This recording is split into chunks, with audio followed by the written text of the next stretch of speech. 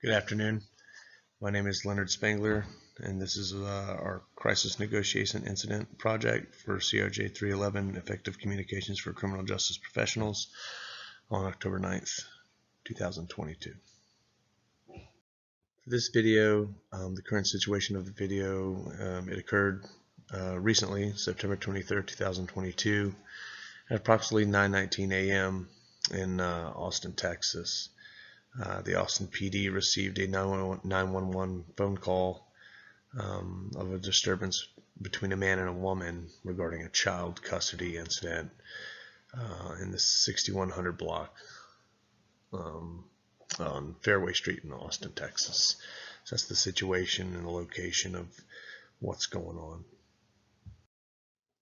After watching the video that I found on YouTube, the suspect description was 29-year-old male Antonio Gonzalez. He was a Hispanic male, date of birth July 7th, 1993, and at the point of time of this incident, he was considered armed and dangerous and still in the vicinity of the property out in the street.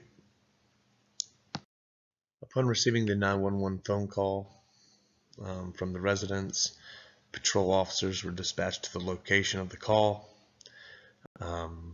The female that called in provided information that a man had a gun in his pocket and displayed it. It was initially indicated that children were involved and were being held hostage by the man, so this was considered at the time a potential hostage situation that they would be responding to. When the officers arrived at the residence, they got there at about 9:35 in the morning, and Mr. Gonzalez did not have the children in his custody at the time, and he began walking around in the middle of the 1700 block of the residence near the previous location in the vicinity of where the call came from. He was armed with a handgun. He placed the gun against his head and then placed it back in his waistband. And officers tried making verbal contact with Mr. Gonzalez and tried to continue to attempt to de-escalate the situation by engaging him and providing him with commands to lay on the ground. Officers on scene repeatedly told Mr. Gonzalez they did not want him to get hurt and wanted to help, as well as Mr. Gonzalez did not comply with any of the commands that the officers were giving him. Mr. Gonzalez said he was going to kill himself several times. A crisis intervention officer arrived on the scene at 9:43 a.m.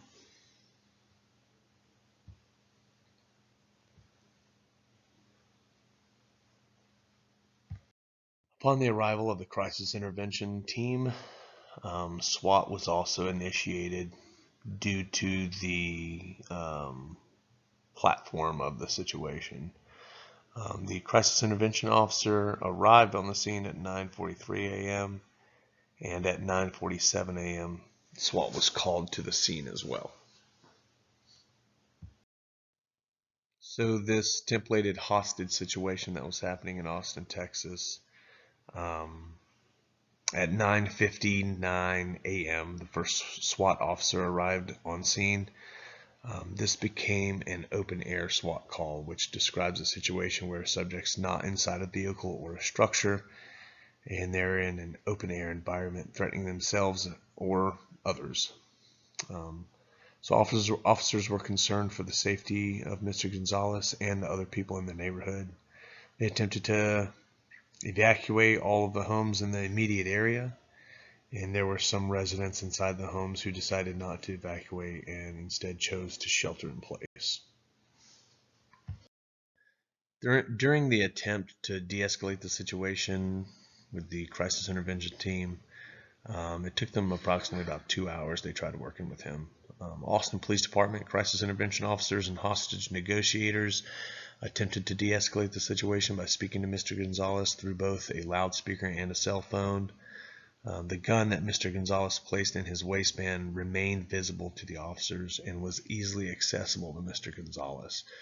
So the threat and the danger that he was placing on the immediate officers in the area and the public surrounding him was still very relevant. After multiple hours of trying to work with Mr. Gonzalez, the SWAT officers at 11:51 a.m. approached Mr. Gonzalez with less lethal means to attempt to take him into custody. SWAT officers deployed 2 department-issued tasers and department-issued less lethal munitions at Mr. Gonzalez, but all means were ineffective.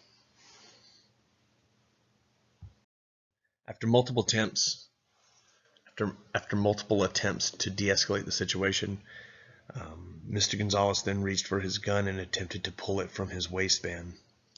A SWAT officer fired a department-issued firearm towards Mr. Gonzalez, striking him. Mr. Gonzalez then fell to the ground. After officers confirmed that Mr. Gonzalez was no longer a threat, they approached him to provide life-saving measures. At 11:59 a.m., Mr. Gonzalez succumbed to his injuries and was pronounced deceased on the scene. The outcome of the hostage situation in Austin, Texas. The Austin Police Department protocol, they do take measures to go through investigations. The 4 officers that were involved in the shooting have been placed on administrative leave. APD will conduct 2 concurrent investigations into this incident. A criminal investigation by the APD Special Investigations Unit in conjunction with the Travis County District Attorney's Office, and an administrative investigation conducted by the APD Internal Affairs Unit with oversight from the Office of Police Oversight. Whenever we have these types of situations and officers end up having to engage or terminate lethal threats, there's always going to be an investigation on both sides of it, just to make sure that everything was done to standard, to protocol, and by procedure, to make sure no one was out of line. This concludes my presentation. Listed below are the 2 references, well, 1 reference and a YouTube video of the actual hostage situation if you'd like to watch it. I appreciate your time. Thank you for listening, and good luck.